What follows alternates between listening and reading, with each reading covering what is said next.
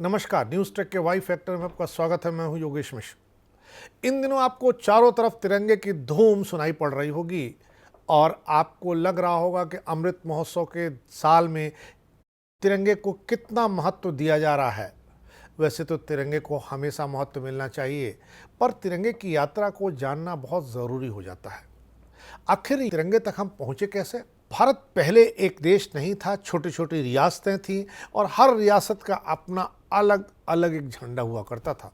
आपको जान के आश्चर्य होगा कि तकरीबन सभी रियासतें ब्रितानी हुकूमत से मुक्ति तो चाहती थीं, लेकिन एक झंडे के तले आने को तैयार नहीं थीं।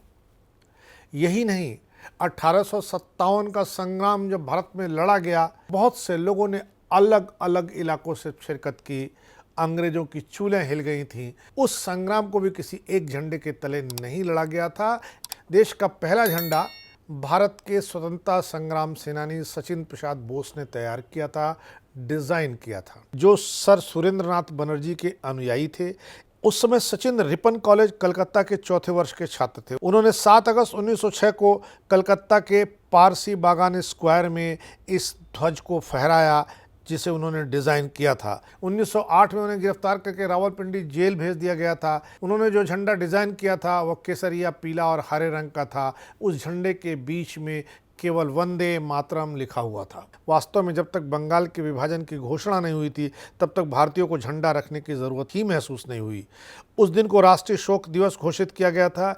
1 साल बाद विभाजन विरोधी आंदोलन की बरसी पर यह झंडा फहराया गया।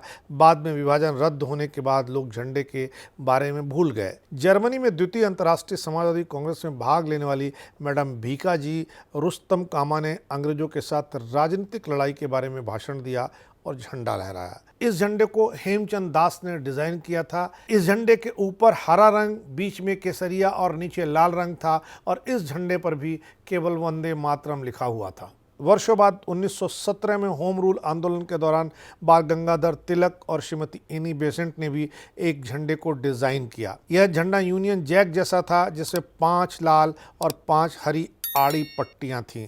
4 साल बाद 1921 में गांधी जी ने पिंगली वेंकैया को एक राष्ट्रीय ध्वज डिजाइन करने की जिम्मेदारी दी और कहा कि इस ध्वज में चरखा जरूर होना चाहिए, क्योंकि वह आत्मनिर्भरता, प्रगति और आम आदमी का प्रतिनिधित्व करता है। इसे स्वराज ध्वज, गांधी ध्वज और चरखा ध्वज भी कहा जाता था। हालांकि 1931 में कराची में ध्वज को संशोधित करने के लिए एक 7 सदस्यीय ध्वज समिति की स्थापना की गई। उसने एक नया डिज़ाइन दिया। भारत के लिए बड़ा दिन तब आया जब लॉर्ड माउंटबेटन ने भारत के स्वतंत्रता की घोषणा की। सभी दलों को एक सर्व स्वीकार्य ध्वज की आवश्यकता हुई और उस समय बाबू राजेंद्र प्रसाद जी की अध्यक्षता में ध्वज के लिए एक तदर्थ समिति का गठन किया गया। गांधी जी की इस पर सहमति ली गई और पिंगली वेंकैया द्वारा बनाए गए ध्वज को संशोधित किया गया।